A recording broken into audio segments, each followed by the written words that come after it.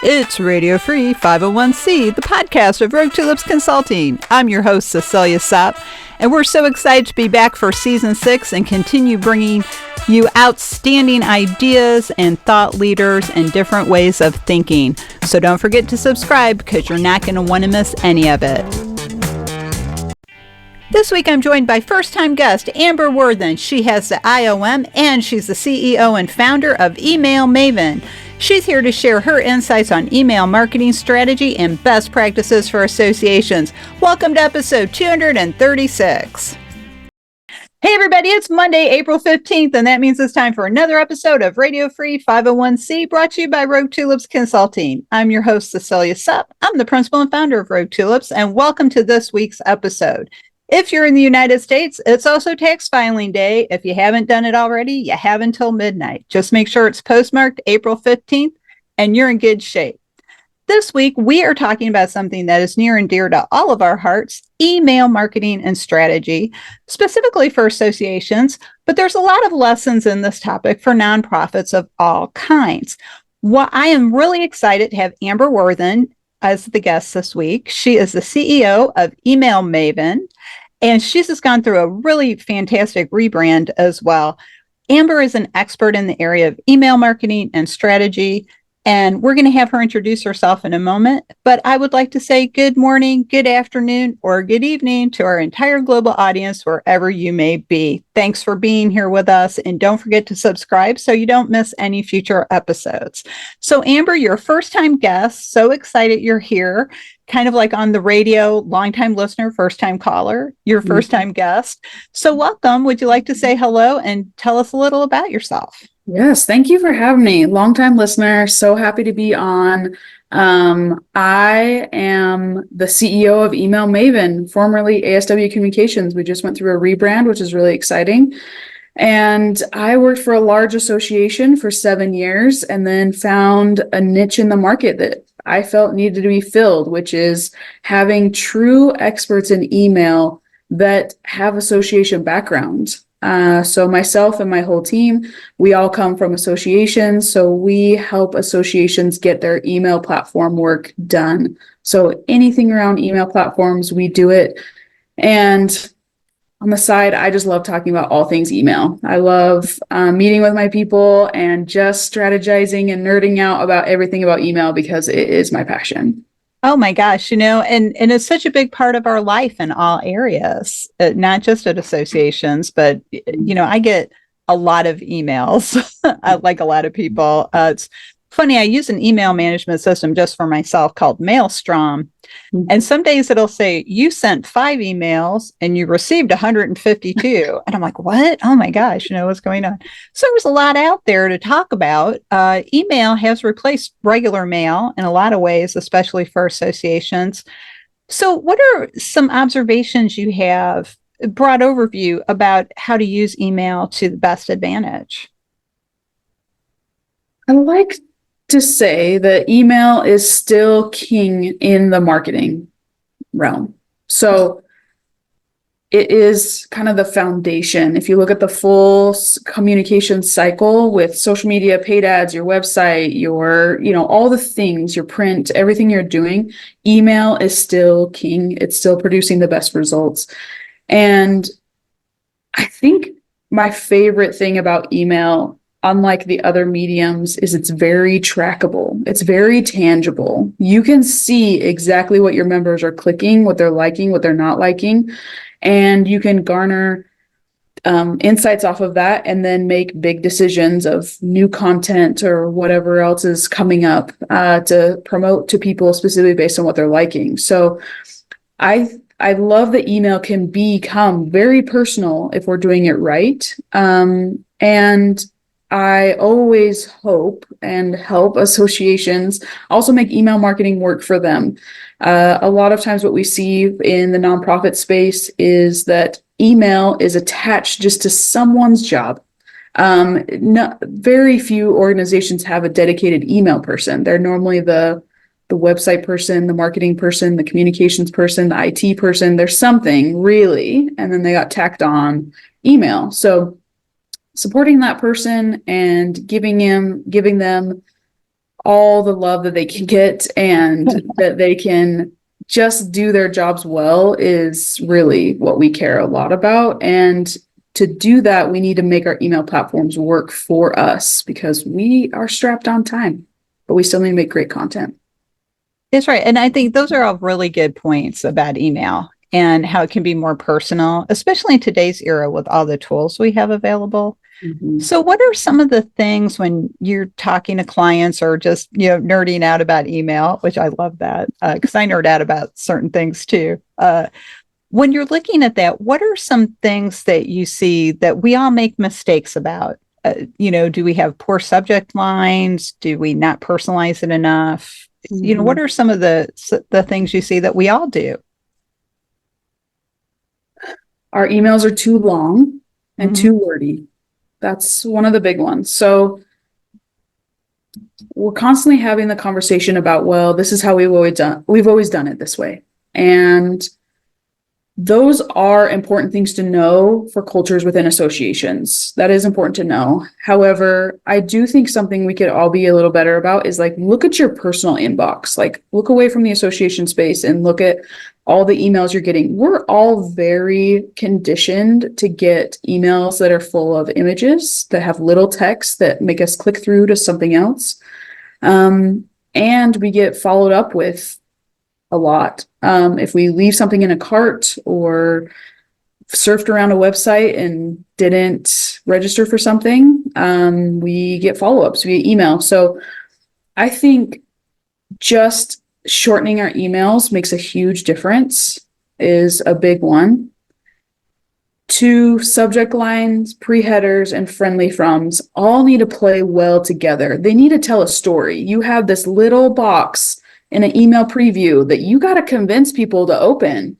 And so really looking at the 3, friendly from, subject line, and pre-header are really the ones that you need to be mindful of to get someone to open.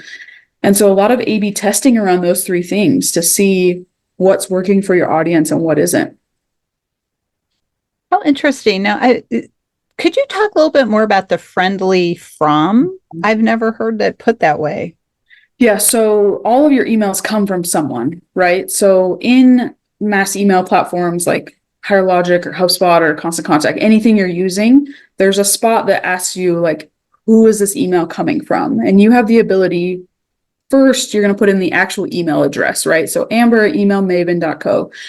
Then it's going to say friendly from. So in my case, like I have the opportunity to just say like email Maven or Amber, CEO, or, there's a lot of choices. So associations tend to switch that up. Sometimes you use people's names. Sometimes they keep it general and just say like the association name, communications, or marketing, or whatever. I have audited a lot of associations where they're using people's names, and we've kind of come back and said, do your members actually know that person? Like if you're a large association and you're saying your marketing director's name or your membership director's name in all your renewal emails, let's say, they might not know to open from her. They just might not know that. It might be a better idea to say your association name. So it's a good place to A/B test, just to think of what your members know and know to open because they know who the source is. Oh, that's really a good point. Okay, the friendly from. I get it now. I love that. Okay, I'm going to have to go back and look at mine now. We try to have interesting subject lines to get people's attention. And our approach is to just be very specific about what it is we're talking about. But what are some of the things you see in subject lines? Subject lines need to keep it short. Again, you've got a little box to get people. So you really need to be crafty in what are you saying to people in that little preview pane to get them to open. So again, it all comes down to differences of audiences. This is the number one place I'm always saying, are you A/B testing subject lines? All the time. All the time you should A/B testing your subject line. So my favorite first test for subject lines are around newsletters. We send a lot of newsletters, and a lot of time the subject line has something to do with the newsletter. So it might be like the association name, the weekly newsletter or something. or just the newsletter name. Start testing and see if you keep that, but do, a colon and then what are the topics, or switch it out just to the topics, and your friendly from is now the name of, or the name of the newsletter, or vice versa. So it's just a little place to make tweaks. And I'll say just the practical AI tip here is use AI to help you make some great subject lines and pre-headers, because it's the fastest thing you can do instead of sitting at that last minute when you're like, okay, I've made this email. What's going to catch people? Use AI to kind of help generate some ideas there. It's an easy win. Yeah, and I think it's a great tool. I think letting it do our work for us, not such a fan of that, but I do like it for editing. I've actually used the AI editing option on LinkedIn on my headline. Yeah. It gives you the option. You can go back in and edit it after it makes a suggestion. So yeah, I think that's a great idea. Now, you were talking about the body of the message earlier and keep it short. So in your opinion, how long should an email message actually be in the content? Tricky if we kind of land down a thing. So I would say like a newsletter can be longer. Newsletters serve a longer purpose. Like we absolutely understand that. And hopefully your members really use that as a resource to get as much information about your company as possible. But when it comes to, let's say, renewal emails are the ones that we look at a lot that say, like, here's 5 paragraphs of why you should renew for our association. They're not going to read it. I promise you, they are not going to read it. So shortening those up to really just get to the heart of why we love that they're a part of our organization and why they're here, and how it benefits them is the most critical piece, and that needs to be smaller. Now, in a renewal series, you're going to have some variations. You might have some with some more images of like your top 5, reasons to renew, and then like maybe a personal letter. Variations need to happen in there, but really anything that's like multiple paragraphs long really need to be coming down to a couple paragraphs max. Interesting. Yeah. Well, as a writer, I tend to write, so I write kind of longer things, but I am aware of that. You really want to get people's attention. I try to take the approach. It sounds like you do this too, the journalism approach, put the headline out there, tell the story in the headline, tell the story in the first paragraph and the last paragraph, because the middle part doesn't really matter as much because you want people to get it. Yep. I actually went to school for journalism and communications. It happened to be. So that's probably is a big foundation of why I write the way I do. Yeah. And I think it makes a lot of sense. And especially, everybody talks about, well, in this era, every era is different, of course, but we really do have so many things coming at us all the time. And, I mentioned Maelstrom earlier. It's one of the reasons I got it, because I was getting so many emails. Even if I was unsubscribing from stuff, they still kept coming. And I'm a person who's not a fan of filing digital or paper. And so it's like I would try to like get rid of emails or send them to folders or whatever using filters. And it's like, oh my gosh, just get rid of it. But there are the ones that I always read, like the ones with the friendly from. So if it's somebody I know, or if it's an organization I'm interested in hearing from, I definitely open those. So that makes a lot of sense. And you've mentioned the formatting of the message a little bit about using a lot more images in the email and then sending people to your website or maybe to a form you want them to fill out. So what other formatting tips might there be? I know we are really an image-driven era now, but are there some other formatting steps people could take? Yeah, we've seen some great A/B tests around like how to cut down that text. So even in a newsletter, a lot of times in newsletters, there's a lot of text on the top. So it might be a note from the CEO or the president or something. Or it might be top stories happening in the industry that week, whatever's happening. I'd love to do A/B tests there first to say, maybe make these bullet points. So if we're listing out like paragraphs of the top stories happening in the industry, can we instead say, top highlights, a bullet point, one sentence with link to where it is and see if your members respond better to that. Some like to read it. Some like to know the full paragraph. Some like the bullet point and they want to just click over and read the whole article. It just depends. So switching, that is a big one. Also, playing with your email banner and how much info is in your banner. So there's kind of two things we see and we encourage with email banners. One is a smaller banner, maybe 250 high, 200 to 250 high, that is just variations of color and your logo. It's very simple. It just kind of blends into your email. But then when it comes to conferences and events and webinars, educational programming, we've seen a lot of success with bigger banners that may be 350 px high that have more context, that say actually webinar name, the topic, and the date or the location. And those do pretty well because, again, if you're looking at your personal inbox, you're getting a lot of image heavy things. They're not always scrolling past a header to get to the info. So if you're seeing your people really aren't scrolling, putting your info in that header is a really good idea. Interesting. Yeah, because I think if people are interested, they'll click. Yeah, absolutely. Of course, I'm a little bit older than some people out there. I'll read something if I find it of interest. I'll read it in the email. I also print emails sometimes when I need to. No. So that's really...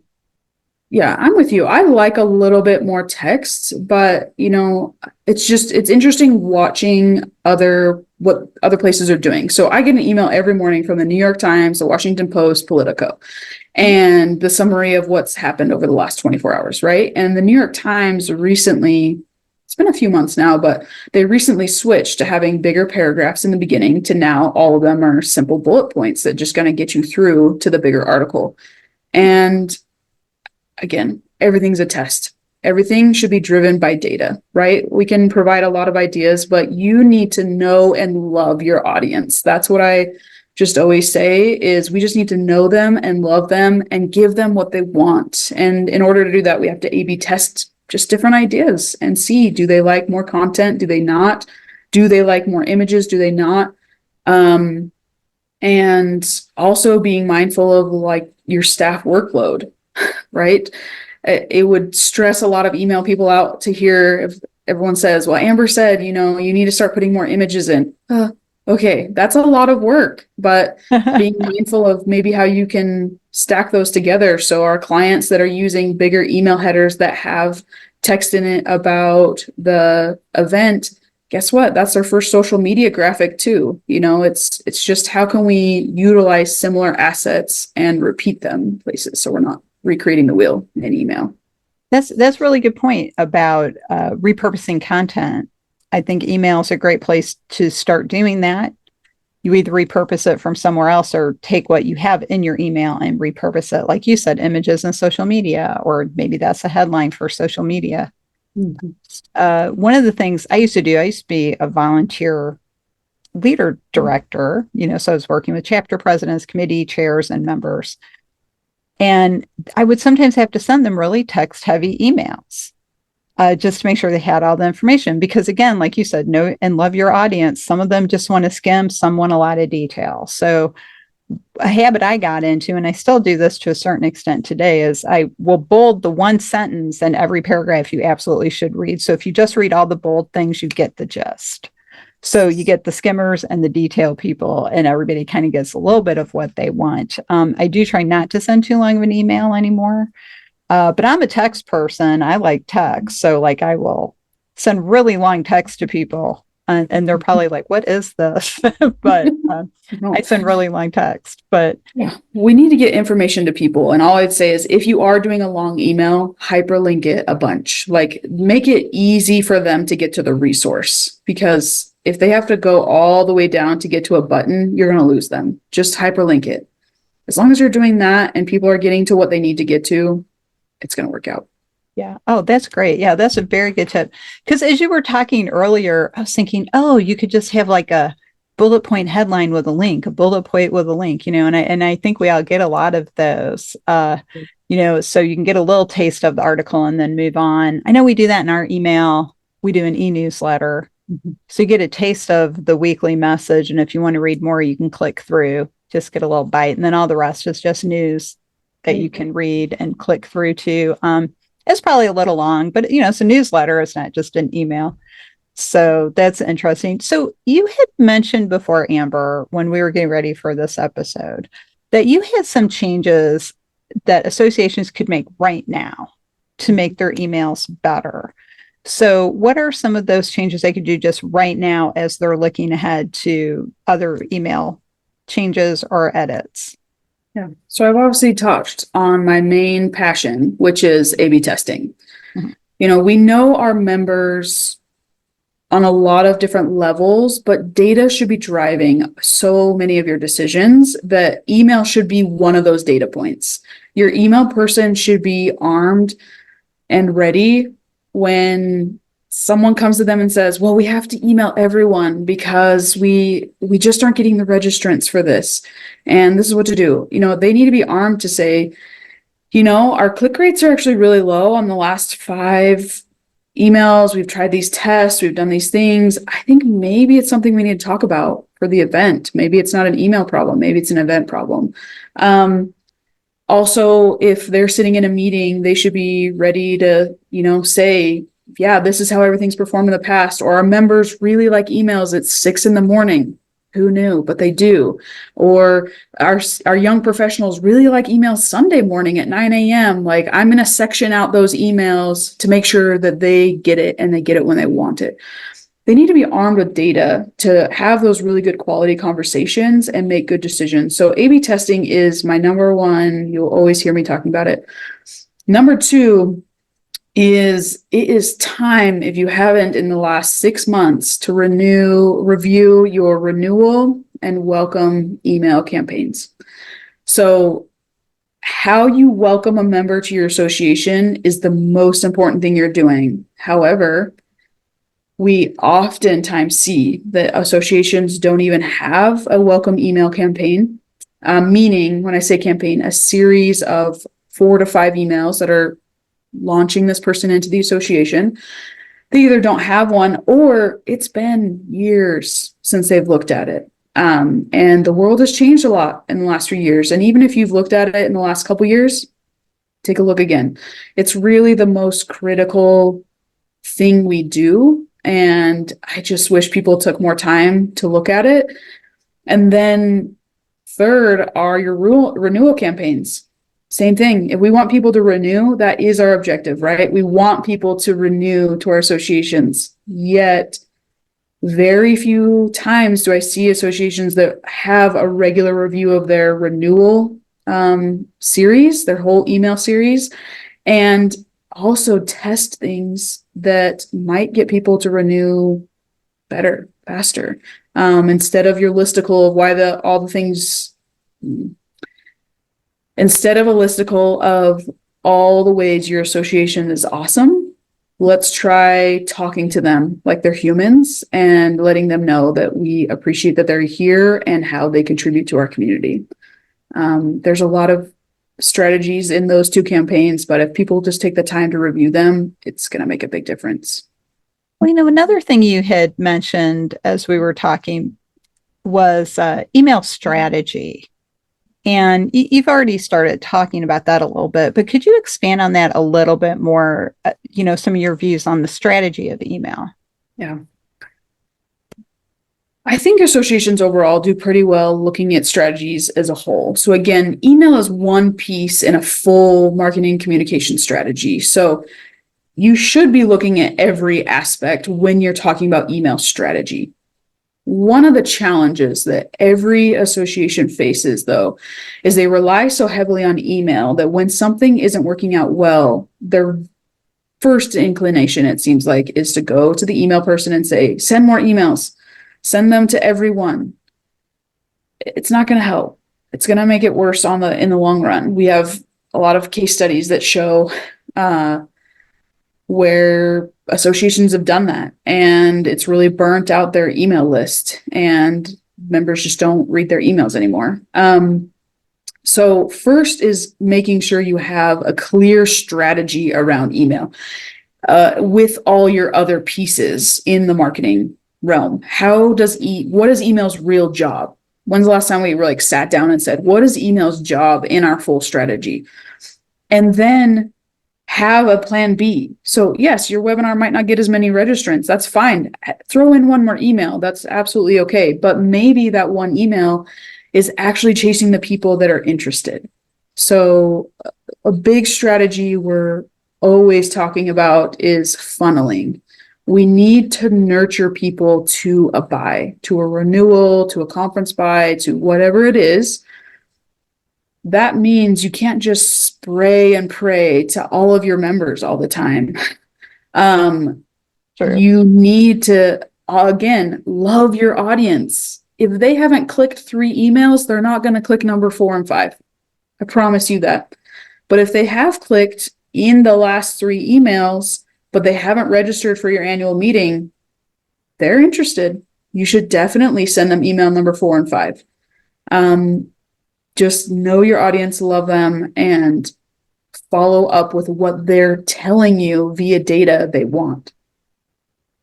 That's interesting. And I like, you're the first person I've heard call it funneling, and maybe it's because maybe I'm not in marketing necessarily, but I really like that. So are you suggesting you start with all the members and then you funnel it down to the ones who actually are clicking through or showing interest? Exactly. It's not talked a lot about in the association space. It's very common in the corporate space to talk about funnels.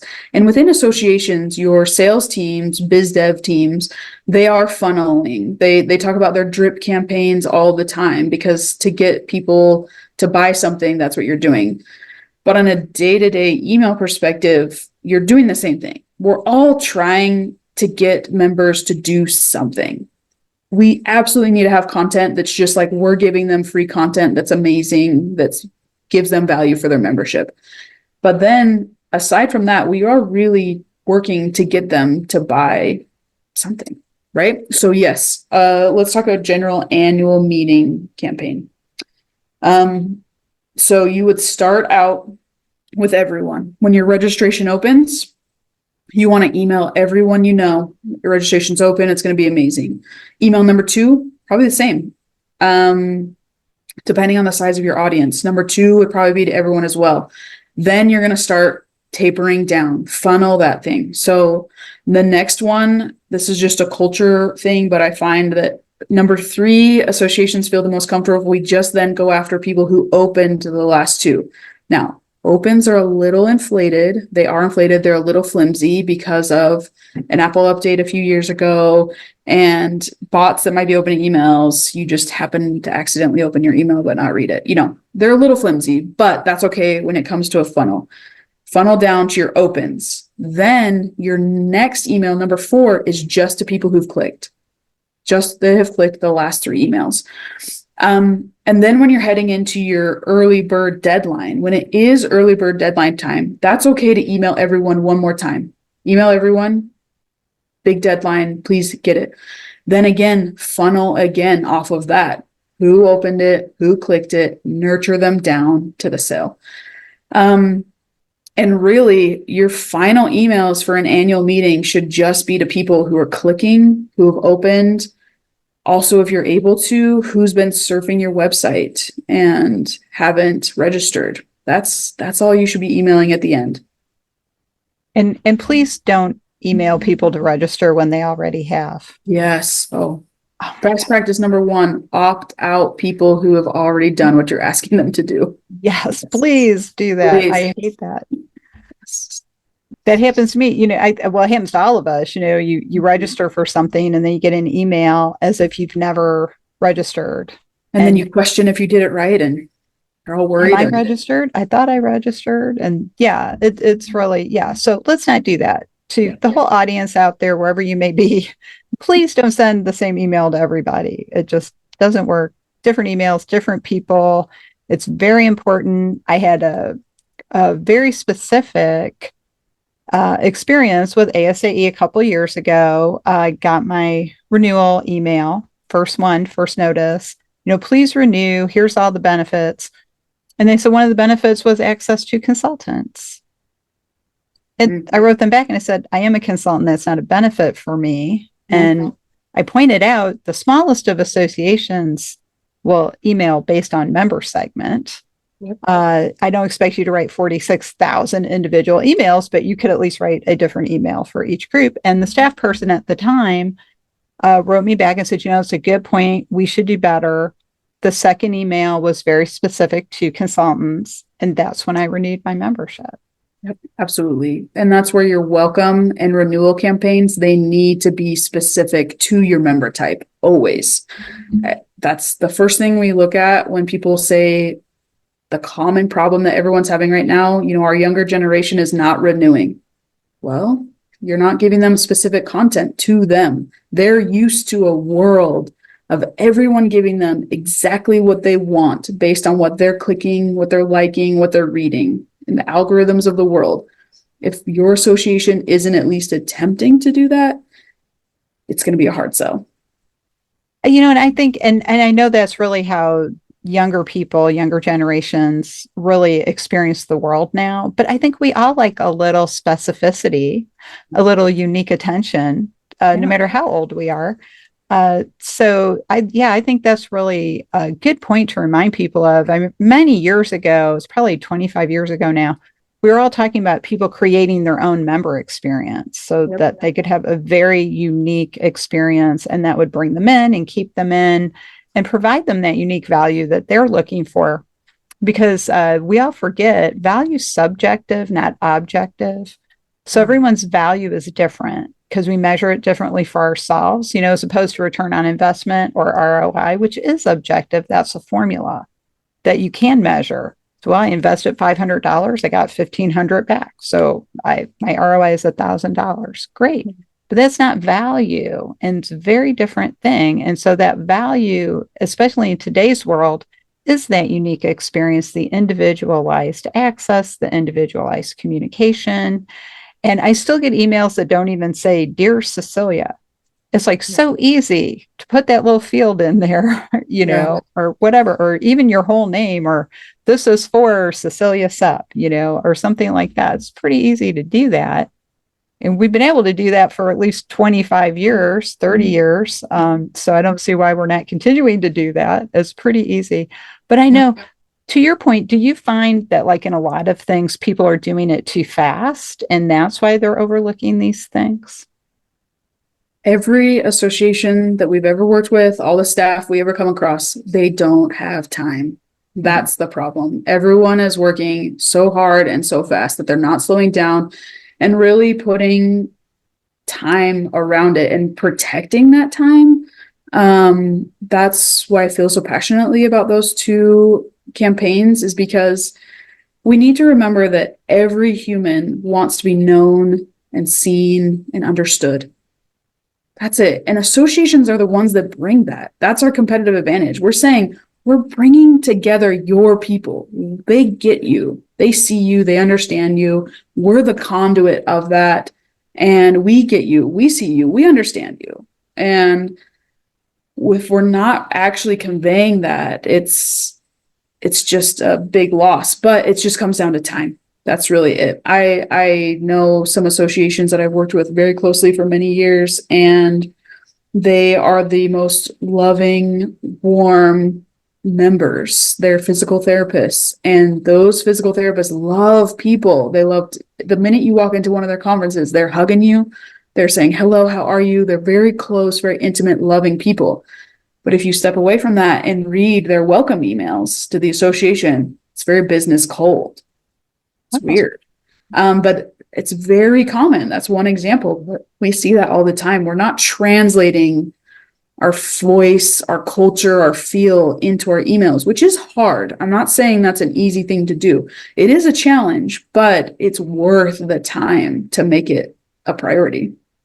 That's a really interesting point, because the member culture and the staff culture are, of course, going to be very different. Mm-hmm. But of course, if you're trying to get people to pay for a membership, or maybe their boss or company to pay for the membership, maybe you feel like it does need to be more business-like, and it's not just a a group not to be taken seriously. You want to be taken seriously as the association. So that is weird, though. I agree. It's like if everybody's hugging and loving, you could have some warm emails like, "Oh, hey, we're so glad to see you," Yes. and Yeah. have a Talk very to them like they're people, right? yeah. We want, if a member walked into a conference for the first time and said, I'm here, it's my first conference, I'm a first time member, what would you say to that person in lifetime, right? That, write it out, write it down, and then have your CEO do the same thing, or whoever, right? Whoever needs to be the most important people that say that, like, just get back to having the in-person interactions, but just know your vehicle is email right now, as well as all of your other touch points, right? We're trying to do the same thing with social and ads and in-person meetings. Like, we're trying to get the in-person impact. It's just that we need to use mediums to do it. Interesting. Wow, that is a lot to think about. And this has been a great conversation.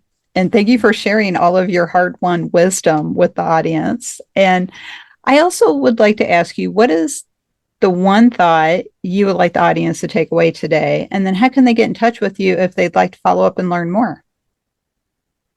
My one thought for the day is love and appreciate your email expert on your team.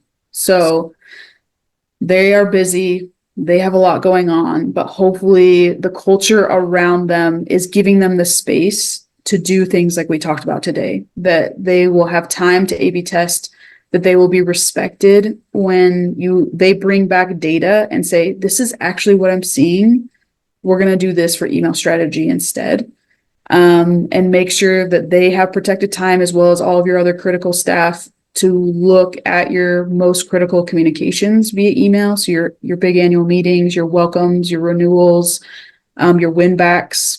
Make sure that they have protected time to do that. Just give them the space to do it. And I know they will step up. Every email expert that I work with, they have all the ideas. They do. They just don't have time to do it, or they don't have a culture that supports them doing it. So if you give them that space, you're going to have a lot of great results. And you can always contact me to talk about strategies and any work you need help with at amber@emailmaven.co. I'm also on LinkedIn. Follow me there for regular tips and tricks and insights about what's happening and anything that's going on in the email world. That's fantastic. Thank you so much, Amber. You've really shared a lot of really valuable information, and we can all apply it. I know I'm going to start looking at my emails a little differently. So thank you. No, I'm so glad. I love talking email. I'm not kidding when I say I love nerding out on email. If you see me at a conference or around town, please say, hey, I want to talk email strategy. I'd love to. I love talking. Yeah. Great. Wonderful. Well, we'll probably be talking again. So that's wonderful. So, well, we have to go rogue for now, but thank you all for joining us. And again, a gentle reminder, please subscribe or follow us so you don't miss any future episodes. If you'd like to learn more about Rogue Tulips Consulting and how we can help you think outside the box and be a catalyst for changes at your organization, check out our newly revamped website, roguetulips.com. And you can check out our education program at the same website. We now have just one website, so we are very happy about that. So check out our new look and let us know what you think of that too. So on behalf of Amber and myself, thanks for joining us, and we will see you next time.